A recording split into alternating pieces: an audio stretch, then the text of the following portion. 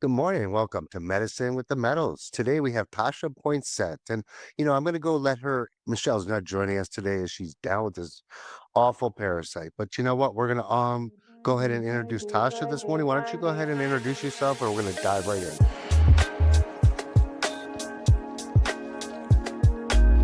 Hi, my name is Tasia Poinsatte. Thank you for having me on. I'm the Colorado director with the Healing Advocacy Fund. So let me go and ask you, for listeners out there new to all this work, what is the Healing Advocacy Fund and what's the mission in Colorado? You're in Colorado, I am correct? in Colorado, yeah. So the Healing Advocacy Fund is a nonprofit that got started in Oregon back in 2020 when Oregon was first standing up its state regulated legal psilocybin therapy program. And really, the goal of the organization was to support that process and being successful, recognizing that there were a lot of questions of, can the state even really pull this off? How can we really make sure that safety is centered within these state regulated psilocybin programs?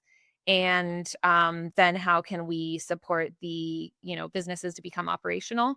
And so got started in Oregon in 2020, and then when Colorado was looking at passing our own ballot initiative creating legal access to psilocybin therapy, we started a Colorado branch of the nonprofit. Beautiful. So psychedelic, psilocybin, all this beautiful medicine is really starting to resonate with more and more people, especially over the last 2 years. I mean, there's just an influx of really people interested in this medicine. I know Colorado, Oregon, New Mexico, there's a bunch of states coming in, decriminalizing. The objectives you're facing, are they difficult right now? There are definitely some challenges with standing up these state regulated programs. I mean, I think it's important to recognize that we're still dealing with, 50 years of prohibition, of stigma around the use of psychedelics. Unbelievable. And so it's really just starting to become part of the broader consciousness that psychedelics even can be used for healing, that they can be beneficial for mental health. And then, of course, they're still federally illegal. So they face sort of all the challenges of a state legal, federally illegal program, and that we've seen sort of in the cannabis industry, and this additional Ugh. challenge around really understanding that they can be used for therapeutic purposes, and what is the process surrounding that? How is that kind of container held to support people in their healing process? It's definitely been a challenge and it's definitely taken a lot of education to start educating people more and more because we really did a disservice to really this whole medicine because psychedelics shouldn't be classified as a Schedule One in the first place. There's really no addictive components to any of these medicines at all. So, it is a challenge. And I hope one day we can really see because I think the underground is where it's really breaking through. The the people in the underground space are really doing it. Some of us are really doing it in a great way. And, if we can come together, because I think they screwed up cannabis. I mean, for my say, but I don't think I don't think we really want them to screw this up. And I really feel this is like the only way people can really like deal with their mental health. I mean, it really is. So before we really dive into more, what brought you up to all this? Did you have any personal experiences with all this and in this space? Is psilocybin your only experience too? Sure. So most of my experience is with psilocybin as of now, and yes, I do have personal experience. And I had had some really positive experiences earlier in my life, and in 2022, or I really 2021, when Colorado started looking at the initial language for this ballot initiative, I was working in local politics here in Colorado, and so I was working on a bunch of different campaigns and ballot initiatives, and I had the opportunity to work on this one. And I was initially curious about it just because I generally support decriminalization, and once I learned about the ways that people were using psilocybin therapeutically and what we were seeing in the clinical research, that really captured my interest because I would say that it did align with my own Mhm. experience as well. I hadn't really thought about it in this sort of structured therapeutic setting format, but when I looked back on my experiences with psilocybin, they were definitely connecting. They helped me feel, a sense of presence and connection with the beauty in this world. And so I was very open to it conceptually. And I also just don't think people should be, criminalized for choices that they're making around what they put in their body in general. If you're not Mhm. harming someone, why is the government getting involved and telling us what we can and can't do with our own bodies? So really Absolutely. over the course of the campaign, I did sort of a deep dive into the clinical research. I listened to Michael Pollan's book, which I kind of smile now because that's a lot of people's sort of entry into learning about this. And it was for me too. I learned a lot Truth. and got the chance to talk to Yeah. so many people across the state of Colorado who had had these really profound healing experiences as I was working on the campaign. I was collecting signatures, and I talked to somebody whose partner had been really struggling with alcohol, who had been able to come through that working with psychedelics, and so just found that people were sharing their stories with me. And as it looked more promising that we were going to be able to pass this ballot initiative in Colorado, the Healing Advocacy Fund actually reached out to me and asked if I would be interested in continuing to be involved on the implementation side, sort of on the back end. And that was a really exciting opportunity because up until then, I had primarily been focused on like, how do you pass a ballot initiative and then just sort of hand it off and hope it goes well. And so this was a chance to, instead of just handing it off, to actually see it through and support the state in implementing this responsibly and effectively and helping it live up to its real promise. And so, yeah, I just kind of jumped on that opportunity and have been involved ever since. Beautiful work and great for you. It just shows that you're on a mission that's your heartfelt. That's really cool. So let's dive into the difference, like with Oregon. What they're doing with their psilocybin. To me, it's kind of let's compare the two. What do you try to do that's different? Sure.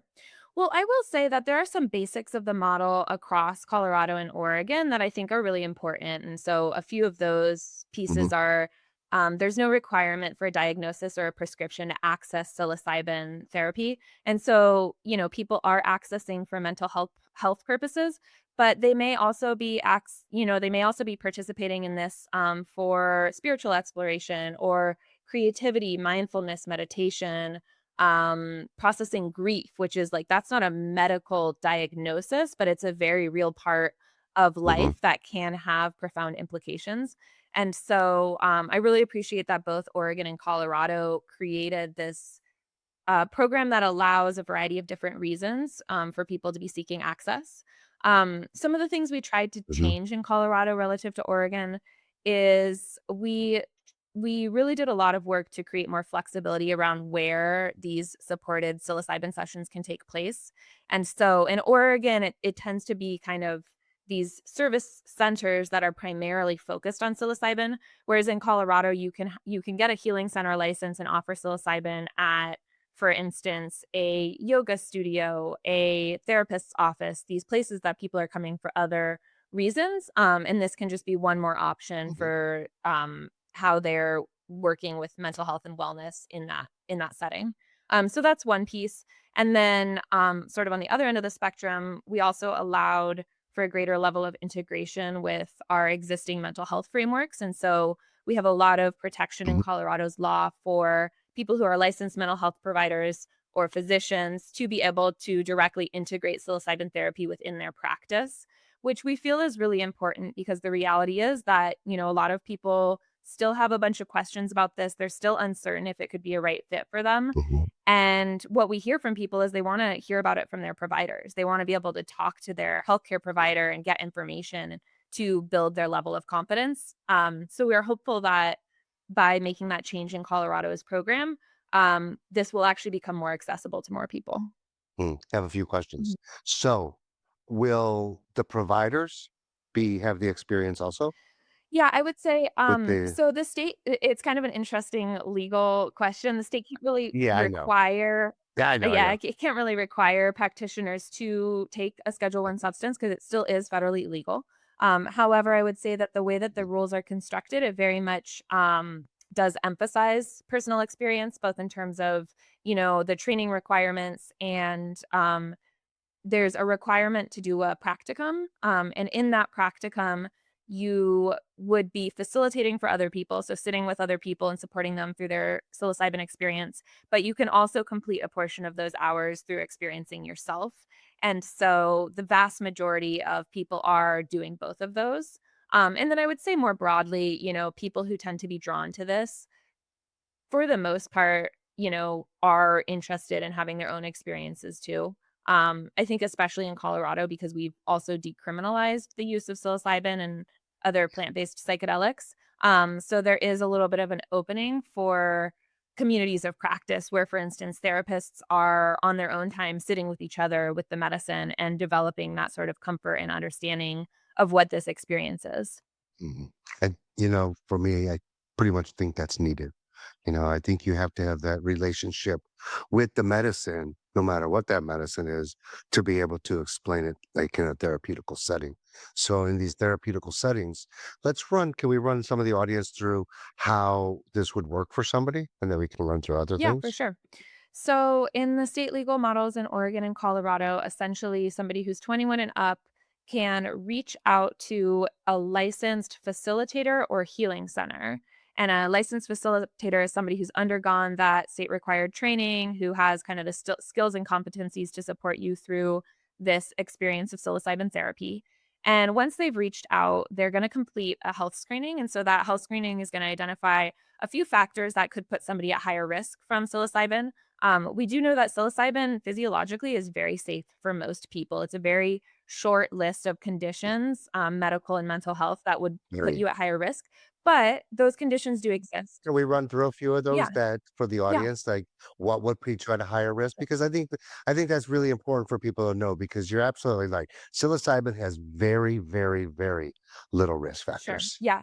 Yeah. So in terms of the mental health, and I always preface this with saying I'm not, a physician myself. This is all what I've learned in Of course. conversation with healthcare providers Uh-huh. and clinical researchers. But the main mental health conditions to look out for would be schizophrenia, schizoaffective disorder. And so if you have a history of that or you have a family history of that, that could put you at higher risk from some kind of challenging experience ranging from, maybe just a difficulty during the session, but also in rare cases, maybe ongoing effects from the psilocybin and even potentially psychosis. They're still investigating Mhm. this relationship to better understand it. But, it's Mhm. important to know that you could be at higher risk if you have one of those conditions. And then in terms of physiological, if somebody has really serious heart conditions, psilocybin can elevate your heart rate. What it's compared to is like walking up a flight of stairs, and so it's really somebody that has pretty pronounced heart conditions that would want to consider that. But, could be a factor. And so those are the kind of the main ones. And then I think if you're taking a range of other medications, you're definitely going to want to talk to your doctor or talk to your facilitator just to understand how those medications might interact with psilocybin. The main way we see them interacting is actually a blunting effect. And so certain medications like antidepressants can reduce the effect of psilocybin, which would just make it less likely that you'd Of have course. an experience. The bigger experience because can we I like educating the Yeah. audience. So can we explain that a little bit? Because how I explain that to people is when you're taking an antidepressant of any sort, what it's doing is it's blocking your 2A receptors. So what the psilocybin is in turn doing is it's trying to penetrate those 2A receptors to open them up more to create more neuroplasticity and open up your neural pathways. Is that how you would describe that also? Yeah, Am I yeah, yeah, describing yeah. that So the correct? blunting effect can happen because they're both acting on your serotonin receptors. And the interesting thing about it is that in the clinical research, largely they've excluded people that are taking SSRIs because of this blunting effect. And also just they want to avoid, confounding factors that affect the research. So those people Mhm. are often excluded.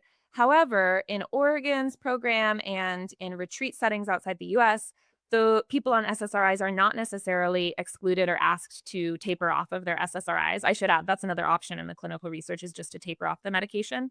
But in these real world settings, they're Sure. not being asked to taper off. And what we've heard from practitioners is that many of those people actually are able to have a psychedelic experience. So it's not Mhm. necessarily a requirement to taper off your medications, and it might be better not to taper because that can kind of bring its own challenges around your experience and what happens For afterwards. sure. But the issue is that it's kind of hard to predict. We don't know exactly why some people taking these medications can still have an experience and other people seem to have, less of one. And so it's just important to for somebody to go into it aware that that could be a factor. And the facilitator may Yeah. also It is very interesting, yeah. though. It is very, very interesting, that whole subject, because so many people that are on SSRIs are coming to this medicine to get off the SSRIs because of the positive effect it's having for them. And you nailed it. We don't ever want people, and we're not doctors Mhm. here. We just know, we've just been on this path for a while. You don't want to stop your SSRIs. You just don't, because it's going to cause adverse effects. Eventually, you can start weaning off, and the more you start weaning off, then the benefits of the psilocybin will start. And I've seen it so many times over and over, how these benefits are just, they're Yeah. amazing. It's really, really amazing. So, I think the good work, and I have a few other questions on this. So, do people have to actually go to the clinical setting, or can they do it at their homes? Because I think most people really feel comfortable in their homes. And then if they're doing it in a clinical setting and you're on that journey for a few hours, are you letting those people drive home after that? Great question. So I'll answer the last question first. No, in Colorado's program and in Oregon's, nobody can drive after a psilocybin session. So they have to have some form of transport Mm. that is pre-planned, and they have to stick to that. And Okay, that's an important safety piece because there can kind of be lingering for effects. sure. But in terms of Of course. the setting, so I think the distinction I would make is that I wouldn't describe these exactly as clinical settings. It's not like you're going to a hospital and taking psilocybin under the bright white lights. The healing centers and the service Mhm. centers that are licensed to provide this kind of therapy are really set up to be beautiful spaces that, have usually plants and nice lighting and comfortable furniture and beautiful art and all those types of things. And they can be outdoors as well. So that's another option. So you might be going to a retreat center in the woods, in the mountains in Colorado, and really getting the chance to be out in nature, which I think is another kind of wonderful piece of this and can be very beneficial. In Colorado, we Sure. do offer some options for people to have this kind of experience at their home. Uh, it is limited to start out with. So initially, the options are individual sessions at a client's home if they are on hospice, receiving palliative care, they're homebound, or they're living with a disability. So if you meet one of those criteria, the Mhm. facilitator can come to you and support you in your own home. The reason the state decided to limit it a little bit initially is because, we know that people are reaching out in many cases who are experiencing a lot of challenges around their mental health. So we're not necessarily talking about people that are doing super well when they're going into this experience.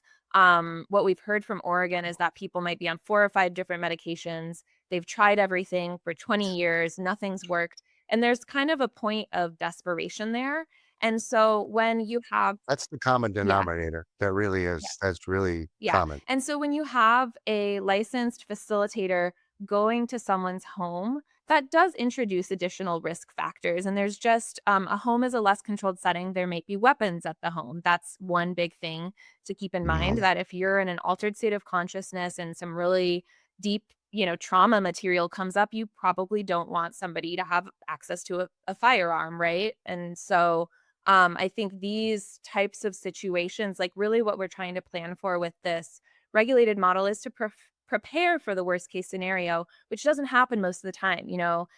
People might have challenging experiences, No. but oftentimes they have, really beautiful experiences. Or if they have challenging experiences, it's like they move through it and they come out the other side and are actually able Mhm. to make see and experience huge improvements, which is the hope, of course. Mhm. But in some cases, for some people, the psychedelic experience can be destabilizing, and that's why we have the screening in advance to try to reduce the likelihood that it's gonna be a destabilizing experience. And then in the case that that happens, you really want a well-trained facilitator. You do want, a fairly controlled environment, and so, the truth is that, like, some homes are also better sort of settings for this than others, right? And so I think For there's sure. a whole variety of factors there. I'm definitely thankful that the state did include options for people to have at-home sessions, because I agree with you. I think it's important. I think some people may definitely prefer it, and I do see the Mhm. value of, going somewhere other than your home and having experience in this other environment that's really curated for, sort of the setting surrounding this and the container surrounding it.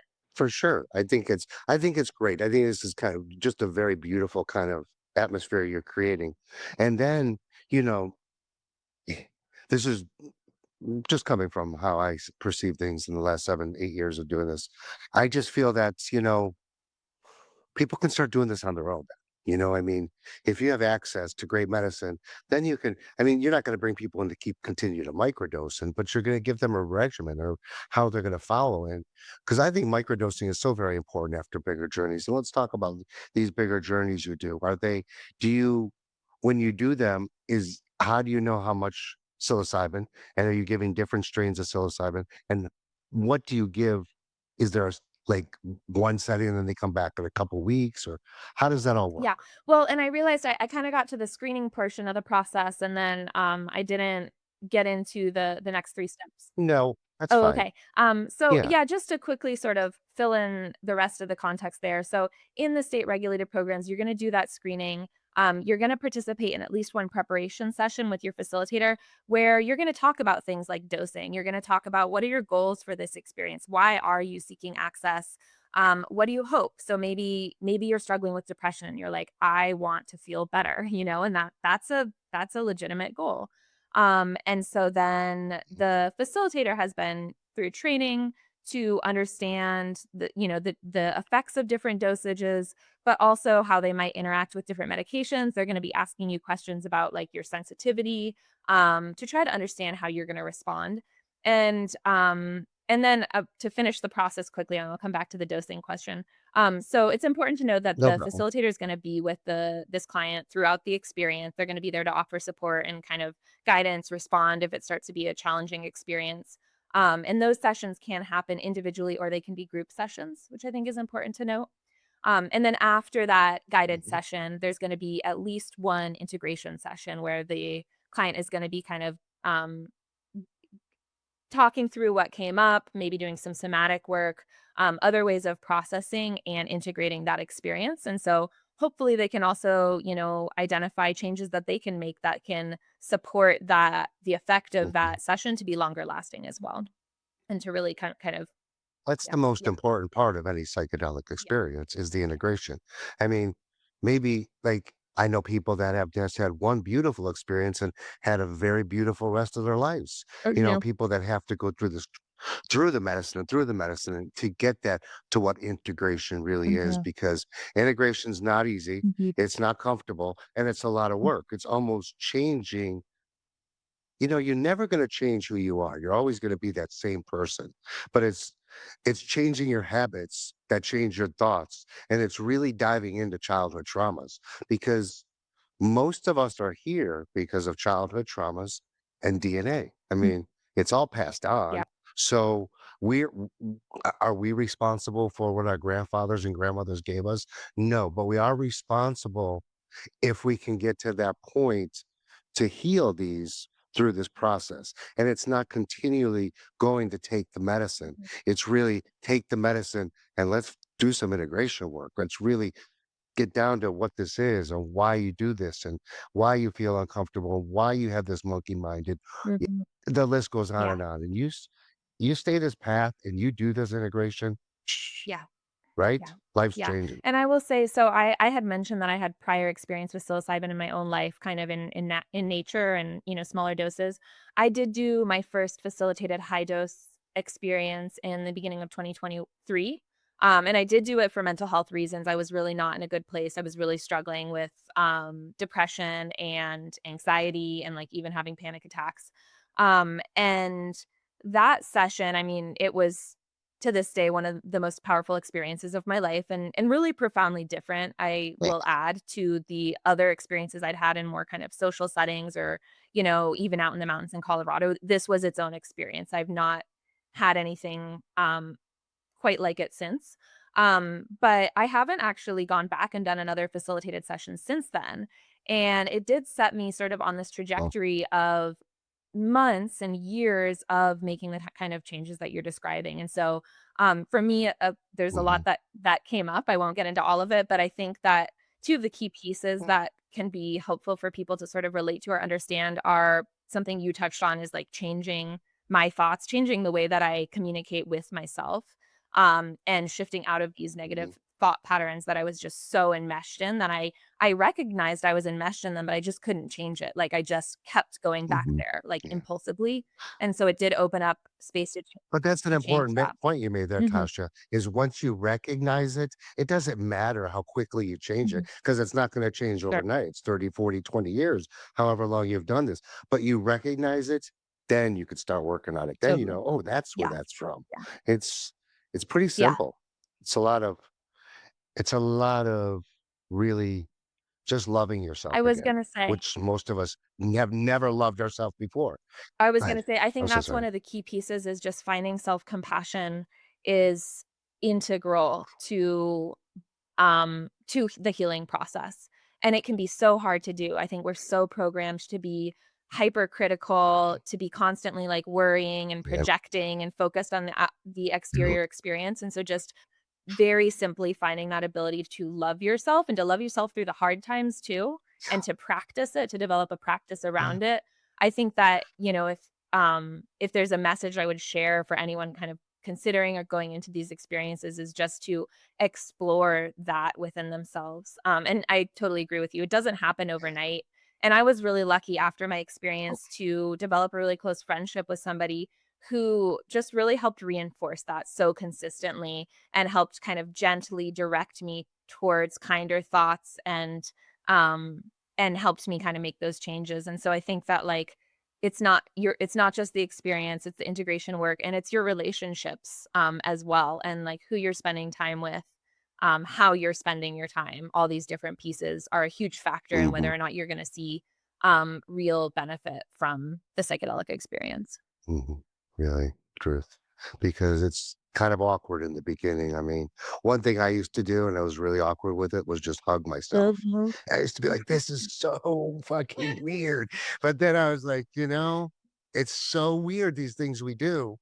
And then it's like, well, that got me through that. I mean, it's like that weird shit sometimes is what gets you through things because I don't know. It's just I love this path. I think it's like nothing there's nothing out there that can do this. I mean, and what else psilocybin can really do is it can open, we won't talk about other medicines, but it opens the doorway to so many other psychedelic medicines that people aren't even aware of, Mhm. like Cambo and Bufo and ayahuasca. And these are just these are amazing healers, and once you touch the psilocybin space, I think it opens up doorways to all these other spaces that can really make your life worthy. Because I don't think a lot of people feel worthy in life right now. They're really stuck, they're combative. America is just a cesspool of depression, anxiety, pills. I mean, I read the other day that 70,000 people in America are on Xanax. That puts almost a quarter. Wow. Like, that's That is crazy. wild. My It's gosh. nutty. So it is just nutty. So I love what you're doing. I mean, this is just, it's really cool. And I hope that we can really integrate the 2, like the underground, because a lot of us underground people really know what we're talking about. Mhm. And the educated, because what I think is people look to somebody with a degree and they say he knows what he's talking Mhm. about. They'll listen to you and before looking at that guy who was in the gutter 7 years ago and he's rose to Mhm. here. Yeah. But they're going to believe that guy that has that degree. But if we can come together, it's really, really cool. And I love what you're Yeah. doing. So I skipped over, but we do this on podcast. Let's talk about dosages. Oh, okay. Yeah. Yeah. And so in Oregon, they've started to develop sort of I would say a protocol around dosing, but it's very individualized. It really is. In the clinical research, they're increasingly finding that about 25 milligrams of psilocybin is the therapeutic dose for a lot of people. And so So that's 2.5 grams, right? Yeah, it's a little tricky because, it could be 2.5 grams of dried mushrooms, but what we're increasingly finding is that the potency of dried mushrooms actually does vary so much. So, um, It it does. depends what mushrooms you're taking, right? And we're learning more about this as we get labs Absolutely. up and running that are For now sure. testing, and that's another cool part of Colorado's programs is we have, labs that can legally test what we call personal use, products or personal use mushrooms. So that's mushrooms people are growing in their, in their homes that they're using for themselves or sharing with others. That's all legal in Colorado. That's what we mean by personal use. It's not legal for them to sell that. So the second they start selling it, that gets into the realm of illegal. But they can take those mushrooms and bring them to these labs and get them tested, and through that, we've had things like the Psychedelic Cup in Colorado, where they're actually, looking at how much that potency does truly vary across different strains of mushrooms. Um, but so Mhm. that's one reason why having this licensed regulated program can help us have a little bit more consistency around dosing because all of the mushrooms that are being, consumed in the program have been tested for potency. It's not perfect. They're still developing the method, but you can have a general sense that if you're taking, 25 milligrams of psilocybin or psilocin in Colorado, that it's going to be in that range. And that's sort of the number in the clinical research that they're increasingly finding can be therapeutic. The So that's important to know, but that's not necessarily the right place to start for everyone. And so, some people might start at, 10 milligrams is like a gram of mushrooms and have more of probably a little bit gentler experience, a lower likelihood of, having a really challenging experience, although it could absolutely still happen. And then kind of make their way up to that higher dose. And then some people are going to want to start higher because maybe they're on medication. Maybe they know that they're just really not very sensitive to most substances and they're probably going to need more. So Mhm. there's flexibility built in there. It's a very personalized and individualized process that is an area where the facilitators should be developing skills around providing that sort of guidance and support to people to make that decision. And then the state programs do also allow a microdosing component. It's definitely not gonna Mhm. be, people necessarily microdosing every day just because you do have to go into these licensed centers to get the microdose. But the way I could see it kind of being integrated is people going and, doing a yoga class where they're there and they have a microdose before the yoga class just to sort of get a feel, or meditation groups, communities, like community circles, maybe it's even like a discussion group with a microdosing component, as well as potentially even therapy. So, like, you could go to your therapist if they're a licensed facilitator. They can give you a microdose and see how that changes the way that you show up in your therapy session. Like, if you're able to more, Or maybe if they could write a 45-day microdose prescription, what's that? eventually, hopefully, they can get to that. Yeah. If they could write a 45-day microdose prescription, that would be the Yeah, I best. think that would be great. Be the I think best we're option. just, we're not there and there's still concerns around We're not. diversion of this. And so we're just really Mhm. trying to be very careful about how we approach this. Well, it's that no, no, but there's a lot of people right on that edge that we have to be careful. We really do. So you worked with the Indigenous a little bit? Yeah, so I mean, I've done a lot of outreach and really tried to understand and just start by listening to what are these concerns around integrating these medicines, which are sacred within Indigenous communities around the world, into these Western frameworks. And I was thinking about that actually when you mentioned sort of psilocybin potentially opening the door to other medicines. I think that's true. I also do encourage people to be really careful with that, especially thinking about the sourcing of the medicine, like where is it coming from? And is the way that it's sourced impacting people who have a long-term relationship with that medicine? And especially when you're thinking about, for instance, ayahuasca, it's usually sourced from the jungle in South America, or parts of South America, Central and South America. And it can those plants can become threatened, and so thinking about, what is the responsibility in terms of my personal use, that I'm hopefully not, playing into this plant becoming increasingly threatened or inaccessible to people that have been using it for thousands of years in their cultural context. And so, we have the potential to add 3 other plant-based psychedelics to Colorado's program, iboga, mescaline excluding peyote, and DMT or ayahuasca. we haven't Mhm. chosen to move forward yet, though. We're still having conversations and starting with looking at iboga, which comes from Central Africa. And the conversations need to include the voices of the Gabonese people, of practitioners of Bwiti, who have developed and stewarded a relationship with the iboga plant over thousands of years. Again, because it could, if there's too much sort of just rush to get the benefits from that, it could end up actually threatening that resource. I have the perfect guy for you. I like to connect with you after the Yeah, show. So you've nailed it. You've hit it spot on. We love the indigenous. 6% of everything we do goes to the that's indigenous, amazing. and I can speak from truth. I've had experiences everywhere. Mm, Y- You're only going to get the best experience going to visit these tribes or these locations or these places. You know, it's a very big difference doing an experience in the backyard of an any of these plant medicines, ayahuasca, bufo, 5-MeO, all these things with aboga. Aboga is like Texas. I cannot believe Abbott just legalized for clinical use of boga. I mean, they said that is the furthest state that's going to do that, but good for him because here's what we need: the veterans. The veterans are really. I lost you for a minute. I'm not going to stop. So the veterans have really brought to the forefront this medicine. And for the addiction purposes, it's an 85% success rate on your first blood dose for opioid addiction. It's almost in the 90s, 90 something for your second flood dose. This is a medicine that I speak from truth. I've done it. So this is a medicine that will change lives. PTSD, like the clinical studies that are going on here and this medicine and how you could sit with it. And it's a big one, but it will change your life. And this is what we need to start introducing. And we need to really respect the indigenous because this is what they've done. They've brought these gifts to us. And, I call them gifts because mhm.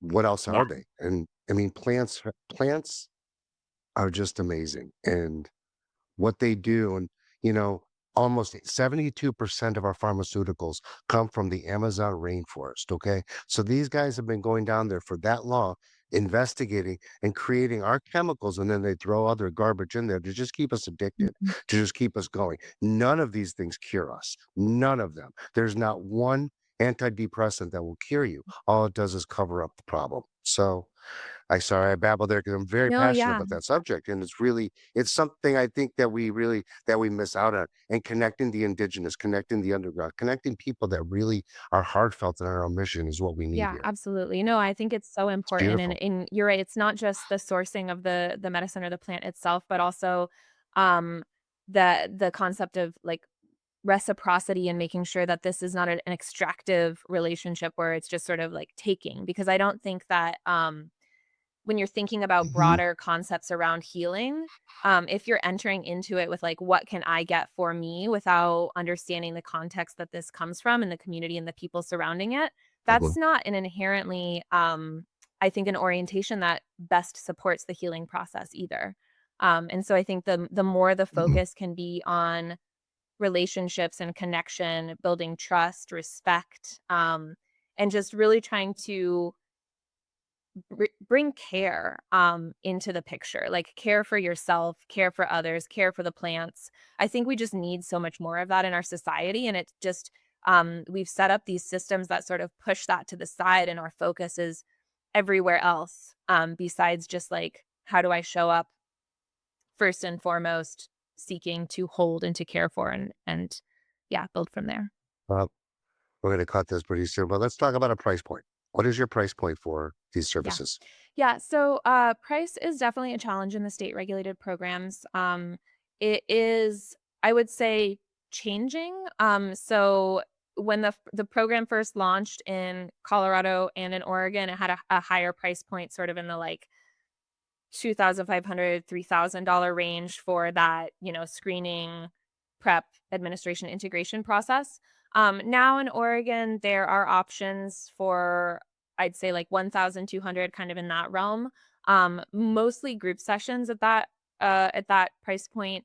There are sliding scale options, and there are service centers, for instance, that will offer lower rates to people on Medicaid or people who are veterans or, survivors of domestic abuse or certain groups that they really want to support access for those people. Um, and, there's some scholarships available, but overall the cost is a challenge because this is not covered by insurance initially. It is, pay out of pockets. Mhm. Some service centers or healing centers allow payment plans, so it can be spread out a bit over time. Um, we're really doing a lot of work at the Healing Advocacy Fund to support actually research within the state regulated programs that can demonstrate just how impactful even one or two sessions with supportive therapy can be for people and how transformative. And once you can start to really demonstrate that impact, the hope is that we can get more institutional investment in support of these programs, so that all the cost is not falling on the people that are really struggling, that are seeking access. And so that's sort of a longer term effort that we're undertaking, and institutional support could look like state investment, recognizing, for instance, the state of Oregon spends, I think, like $6 billion on issues related to alcohol abuse annually. And so if there's something that can help people reduce the amount that they're drinking, and it's sustainable and they're making other changes as well, that could actually be like a really cost effective investment for the state. And so that's kind of one piece of that. And then another piece is over time making the case for insurance reimbursement that actually you could get insurance coverage to access psilocybin with supportive care, because again it may be far more effective than a medication you're going to have to take every day for 20 years or whatever. And it's at a certain point there's a cost benefit analysis for the insurance company that, like, if this is safe and effective, it might be worth providing coverage for. That'd be a beautiful thing, It wouldn't would. it? It's a Beautiful thing. long term, it's not gonna happen Yeah. next year by any means, but I think Yep. it's, something to work towards. That'd be a great business for somebody to start. So, Mhm. you are really wealth of knowledge. Great conversation today. I'm going to end with one question. In 5 years, what would you like to? What is your vision here? In 5 years, what would success mean to you? In 5 years, I would really love to see people have an openness to exploring psilocybin and other psychedelics for their mental health, that they would have structures around it that they trust, that they feel confident, that it's accessible for them, that they can afford it, and that there's community around that too. And so people are making real changes in their lives, that they're able to live more fully as themselves, and they're also able to give more. And I think that that's one of the beautiful things about the healing process too, is that once you've sort of addressed some of your own inner demons, for lack of a better word, you're also able to sort of expand your capacity in every other area of your life and able to relate differently to the people around you. And so I really hope that this can be part of sort of a virtuous cycle where people are finding greater connection, finding a greater sense of purpose, and moving along that healing journey, and that this is, an integral part of it. And that, at some point, it's not a go for, antidepressants or pharmaceuticals, but like just a recognition that there are other options. They may work a lot better for a lot of people, and that's just sort of uh, pervasively understood within society. Great conversation today, Tasha. Do you want to just end up by plugging what you're doing? Oh, sure. Yeah. So, Colorado? yeah, so the Healing Advocacy Fund is a 501(c)(3) nonprofit. We are really working to support the success of these state regulated psilocybin therapy programs as a model that we think that the rest of the country can build off of and continue to expand access. And so if you want to support us, check us out online. It's healingadvocacyfund.org. We have a monthly newsletter that goes out that we share all kinds of updates about the state programs. We've got a YouTube channel, social media channels, so definitely follow along. And really, our work is helping engage people in this advocacy and policy process, and then sharing education about psilocybin therapy, and why it matters and how people can participate.